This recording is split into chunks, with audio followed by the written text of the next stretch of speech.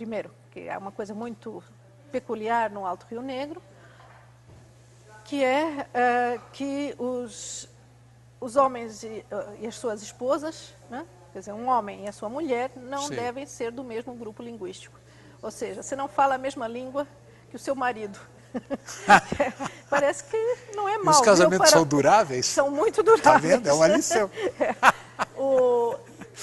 Isso também aliado ao fato que as mulheres vão viver nas aldeias dos maridos, faz com que haja uma grande, digamos, uma grande troca de material agrícola, porque as mães dão às filhas, quando elas vão sair, várias variedades de mandioca, as sogras recebem essas noras e também lhes dão variedades, e essa variedade que é tão, digamos, valorizada, prezada, então se assenta num certo tipo de cultura e de sociedade, né? Então isso é uma inter-relação, como você disse, muito, muito importante, né? Eu sou sociólogo, mas eu sou professor numa faculdade de economia, e muitas vezes eu usei em cursos que eu dei, o Malinowski, que também descreve o comércio, etc. E é fantástico o fascínio dos estudantes de economia quando eles entram em contato com um mundo em que as trocas têm significado humano, que as trocas não são simplesmente um resultado mecânico de uma forma de interação que pode ser descrita com regras parecidas com as leis da física, mas as trocas têm um significado humano, existencial, afetivo. Exato. E no fundo a discussão que a gente está fazendo sobre o Código Florestal tem a ver com isso, no sentido de que a grande preocupação hoje de quem está voltado a impedir um retrocesso que está contido no projeto de lei é que essa sociodiversidade seja ainda mais comprometida do que já foi, porque esse é um patrimônio precioso para o Brasil, para a humanidade, né? Não é, Deixa eu te falar uma outra coisa, Ricardo, que me ocorreu. Eu trabalhei muitos anos sobre legislação indigenista, desde a colônia até recentemente, digamos assim. E na colônia, o que mais me chamou a atenção é o seguinte: as cartas régias, que eram as leis da época, começavam com declarações extremamente favoráveis à liberdade dos índios, por exemplo, né? Mas sempre abriam brechas pelas quais todo tipo de desmando realmente se assentava, digamos assim. Então, quer dizer, essa ideia de que as leis... Né, escravidão, por exemplo. Escravidão. Né? Escravidão. Quer dizer, não se podia escravizar índios, mas em certas situações...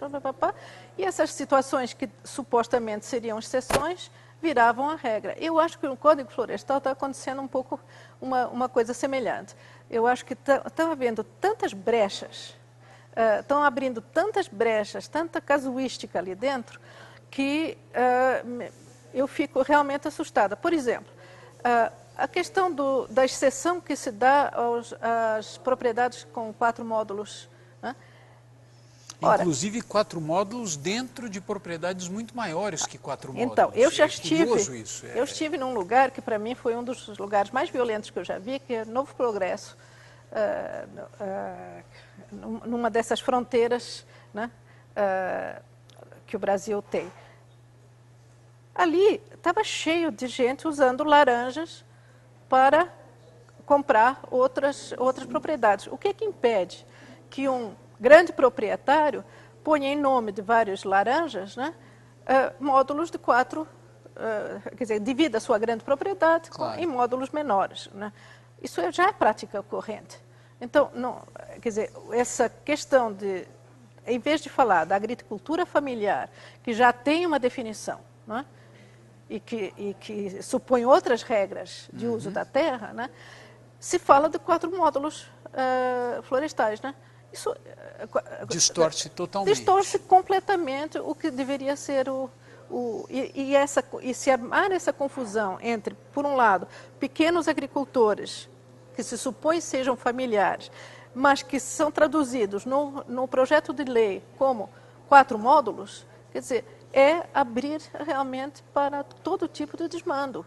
E então, eu acho que uma das emendas importantes a se fazer é dizer, não é para 4 módulos, é para agricultura familiar. Aí, gente, é o seguinte, quando é uma cientista social que está falando, é isso, é o sentido humano das coisas, quer dizer, não são 4 módulos, é agricultura familiar, isso parece tão trivial, tão simples, né? Mas é fundamental, quer dizer... É uma modificação decisiva. Decisiva. Né? Muito, muito interessante isso aí. E você viu que já estava acontecendo. Já estava acontecendo.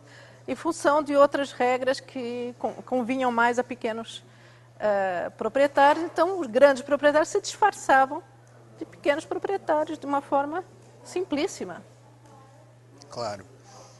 E eu gostei muito da comparação com o estudo que você fez da legislação régia, que também abria brechas nas quais... E a outra coisa é a famosa anistia, mas isso eu deixo para outros falarem.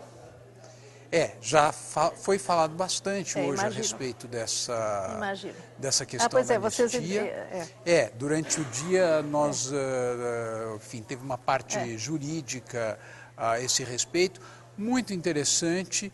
Vários senadores, o quadro se confundiu da maneira mais salutar possível, ou seja, a polarização que aparentemente se poderia esperar na discussão do projeto, ela não está ocorrendo. Estão vindo contribuições positivas e construtivas de senadores de diversos partidos, de diversas tendências, o que mostra algo, que mostra que provavelmente, agora que as pessoas estão começando a se dar conta do conteúdo mesmo do que está sendo discutido. E dos riscos, né?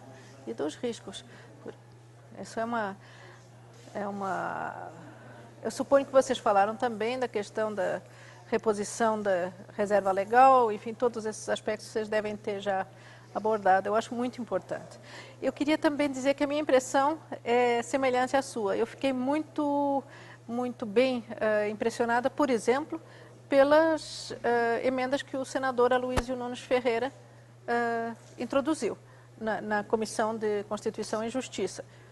Eu achei que, enfim, era o óbvio, mas ninguém estava dizendo. Claro. Né? Era justamente em relação, por exemplo, à anistia. Ele tem tido um papel extremamente positivo. O senador Demóstenes Torres também teve um papel muito positivo. Vários senadores. Eu acho que está havendo uma mudança. Você tem toda a razão. Em relação ao que foi o debate na Câmara, que, aliás, foi poluído por outras questões, né? Quer dizer, se misturou com outras... O Zé Eli teve aqui à tarde, ele lembrou, se misturou com a queda do Palocci. Pois o pessoal da Casa Civil, por exemplo, estava com uma preparação técnica nessa discussão muito interessante. A hora que caiu o ministro, o pessoal técnico que estava... Pois exato. Foi um momento infeliz, mas também foi um momento de outras negociações.